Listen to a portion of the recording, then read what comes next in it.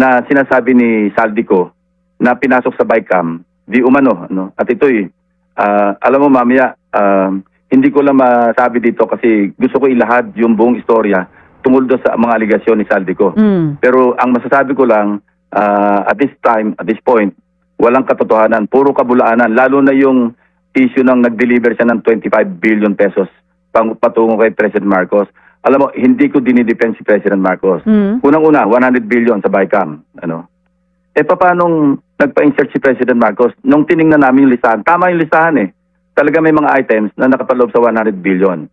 Pero, meron doong nabito, out of the 194 billion na binito ng Presidente sa 2025 budget, meron kami nakitang tatlong items doon sa 100 billion na yon na nagkakahalaga ng 1.15 billion. Tapos initially, naka-FLR lahat eh.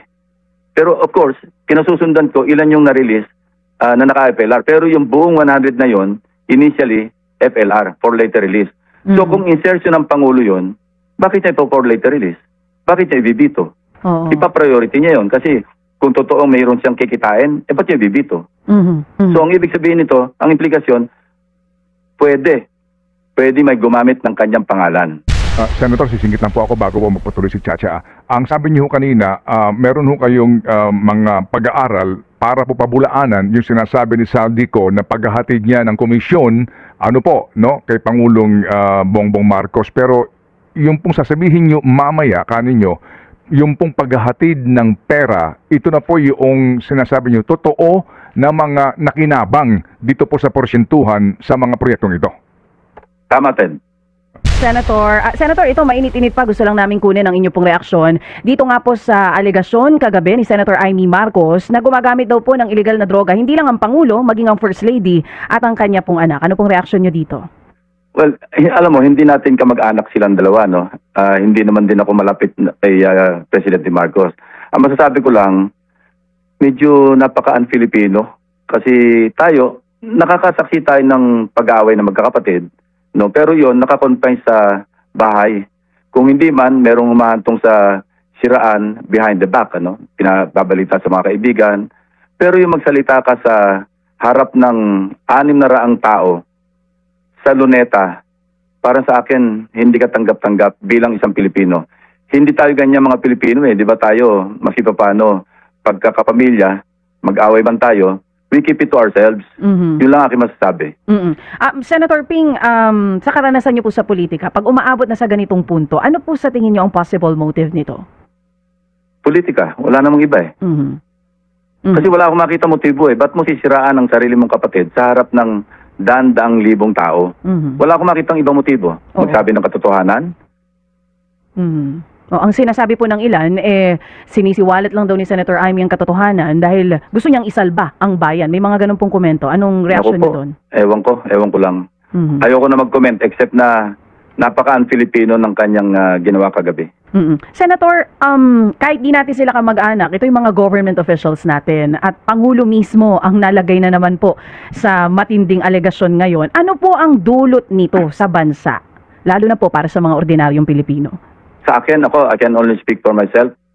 Mas nakaramdaman ng awa kay President Bongbong Marcos. At nawalan ako ng bilib kay Senador Amy sa kanyang ginawa. Pwede niyang gawin, merong ibang forum para dyan eh. Huwag dun sa harap ng 100,000 tao na hayagan mong sisiraan, totoo man o hindi, ano?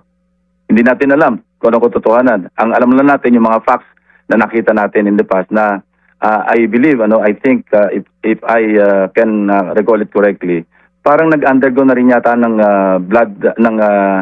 drug test si Pangulong some time ago, no? I think bago nagkaroon ng kampanya nung 2022. Yeah, tama. Parang 2021 yata yan or ewan ko. Basta meron akong nabasa somewhere na nag-undergo na siya ng drug test. Nag-negative siya. Tama. Yun lang ang fact na alam ko. Yeah. No? Kung ano yung nangyayari sa loob ng bahay nila, yung hindi natin alam, mahirap mag-comment doon kasi hindi natin alam. Tsaka labas tayo sa personal na problema nila. Yes, pero sa akin lang, huwag mong ihayag sa ganong pagkakataon. Religious gathering pa naman yun. Pero Senator Ping, yung impact nito sa ekonomiya, gaano po kaya katindi?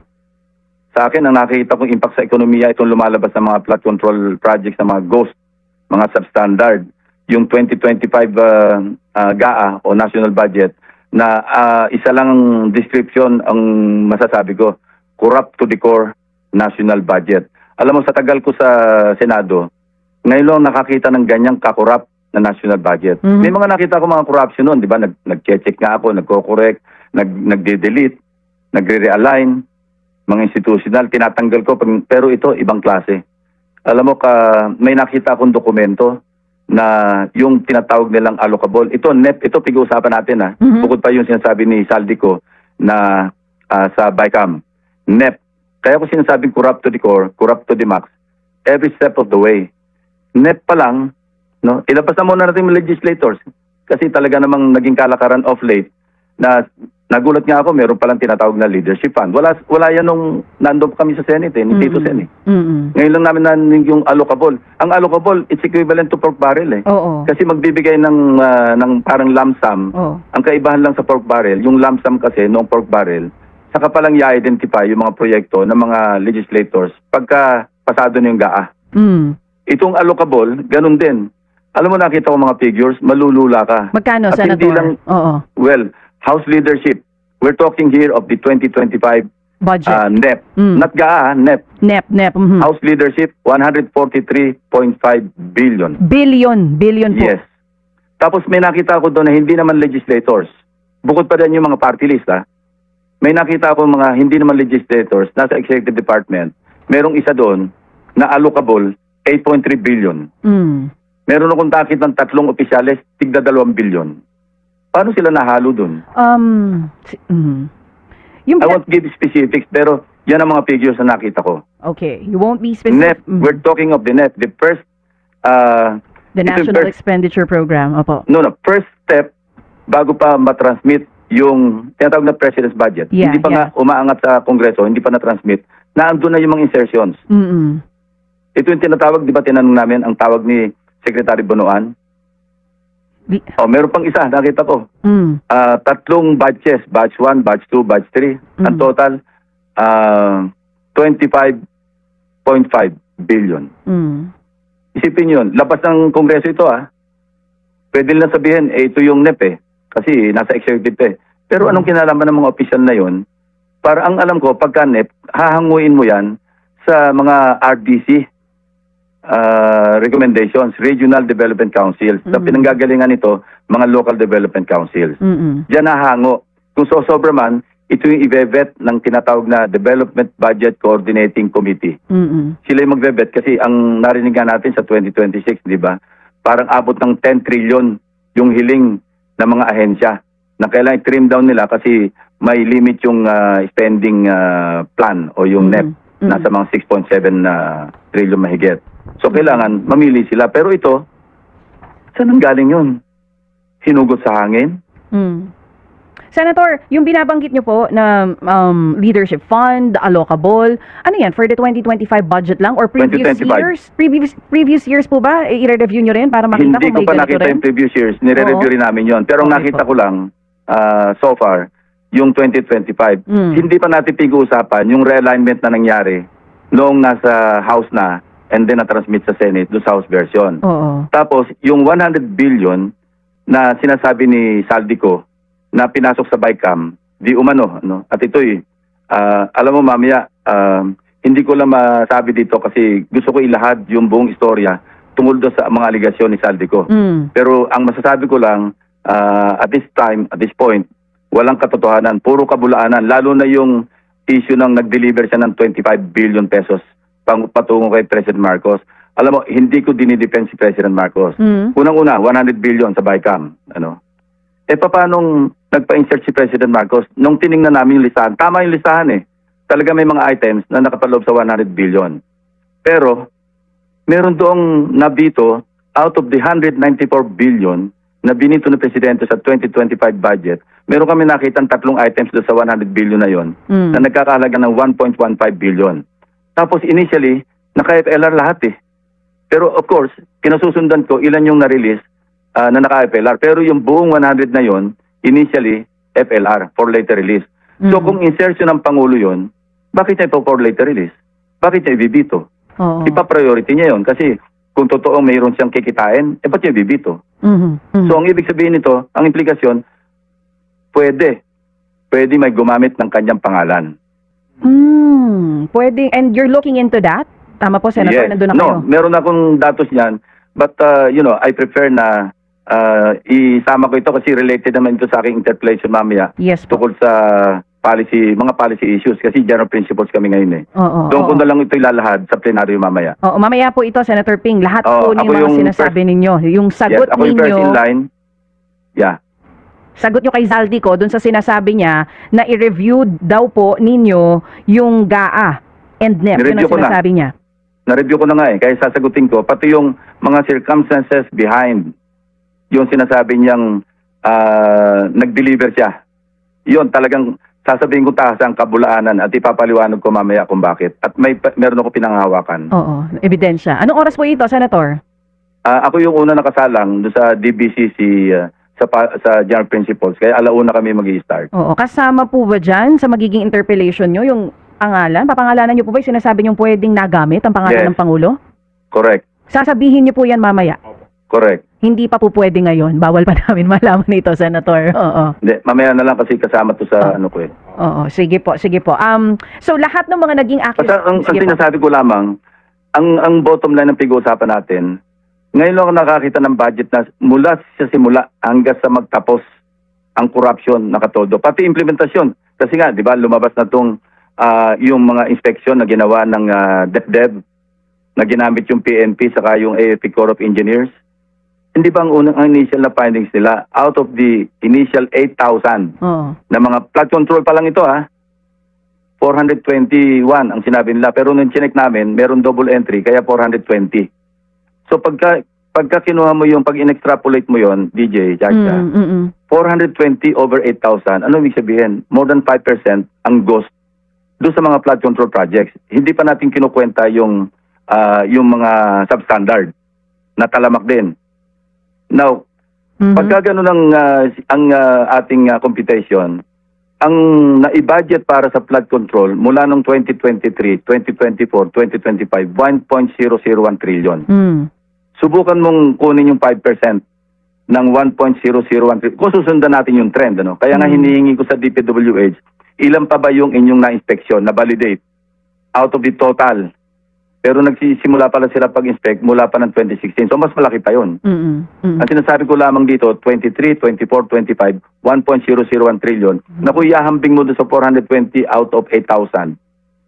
Nang halaga noon, 29, ang nakitang ghost doon, parang nasa mga 29 billion na eh. Isipin mo, DJ, Chacha, Ted, gaano kalaki ang nawawalang pera? Alam mo, na makita ko yung mga dokumento, parang sarili nilang pera eh. Yung pera ng bayan. Alam mo, nakikita ko tuloy, pag nag-i-insert, pag naglalagay ng allocable, hindi nila iniisip yung proyekto, ang kinukwenta nila yung commission. 20%, 15%. Yun ang unang nasa isip nila eh. Talagang, alam mo, sorry, aga-aga sinisira ko yung araw natin pare-pareho. Pero yan ang katotohanan eh. Yung nabanggit niyo po kanina na allocable, leadership fund, at sabi niyo magbibigay kayo ng pangalan kung sino man yung possible na gumamit sa pangalan ng Pangulo. Isang tao lang ba yung tinutukoy natin dito or higit sa isa yung papangalanan niyo po mamaya? Mamaya na lang, DJ.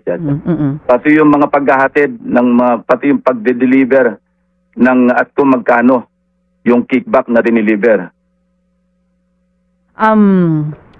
Ito pong binabang... At kung kanino. Pati kanino, kasama rin po. Kung kanino na-deliver, kung sino pumikap, kung sino yung nagbigay. So... Mamaya na lang sa ano. Kasi gusto ko sa plenaryo ito dalhin eh. Sige po. Para malaman din ng mga economic managers, malaman ng aking mga kasamahan kung gaano katalamak. Ngayon, 2026 yung aming pinag-uusapan. Pero ako, ugali ko kasi, pag nag-interpellate ako sa budget sa susunod na taon, binabalikan ko hanggang 3 taon eh. Kasi nag-establish ako ng pattern eh. Pero this time, I think wala akong ma-establish na pattern kung ang paghahambingan, kung ang aking i-discuss at 2025, walang kahambing. Parang wala nang katulad. Nagsimula ito, alam mo, parang some people just don't know when to stop. Ngayon, naglalabasan itong mga anomalya, may mga nababanggit na pangalan. Ngayon dapat ma-realize ng mga taong gobyerno lahat may katapusan. Alam mo, sooner or later, kung hindi man sa susunod na taon, kung hindi man sa pagkatapos ng 3 taon, pero alam mo, pag ginawa mo na yan habitually, eventually it will catch up with you. Senator, sisingit lang po ako bago po magpatuloy si Chacha. Ang sabi niyo kanina, meron ho kayong mga pag-aaral para po pabulaanan yung sinasabi ni Saldico na paghahatid niya ng komisyon, ano po, no, kay Pangulong Bongbong Marcos. Pero yung pong sasabihin niyo mamaya kaninyo, yung pong paghahatid ng pera, ito na po yung sinasabi niyo, totoo na mga nakinabang dito po sa porsyentuhan sa mga proyektong ito. Tama, Ted. Ayun, opo, yan po, klaro yun. Oo, naabangan natin mamaya kasi Okay, go mukhang ahead. hindi lang po ito isang pangalan. Yun pong naging, kasi ngayon hindi ko na itatanong, Senator, ano, kung may probative value ba yung naging statement nitong si Zaldico, kasi you're now saying it's an absolute lie, mamaya nyo po lahat sasagutin yan. Pero kung sakali po ba nauuwi siya dito, kung sakali man, ano, iimbitahan po ba siya ng Senate Blue Ribbon Committee para lang din makuha yung kanyang side, or hindi na kailangan dahil base sa mga hawak niyong dokumento ngayon, kitang-kita na posible nga pong nagsisinungaling siya? Well, alam mo, hindi pa naman sarado yung Blue Ribbon Committee hearings, ano. Although nag-iisip na kami magsagawa ng partial report, committee report. Dahil marami na rin kaming nasagap na pwede naming ibahagi sa DOJ, sa Ombudsman, para magsimula na sila, as we speak, nagsisimula na sila ng tinatawag na preliminary investigation. Kasi nga, naiinip na yung ating mga kababayan. Actually, Ted, DJ Chacha, pagkatapos pa lang ng aking privilege speeches, yung dalawa.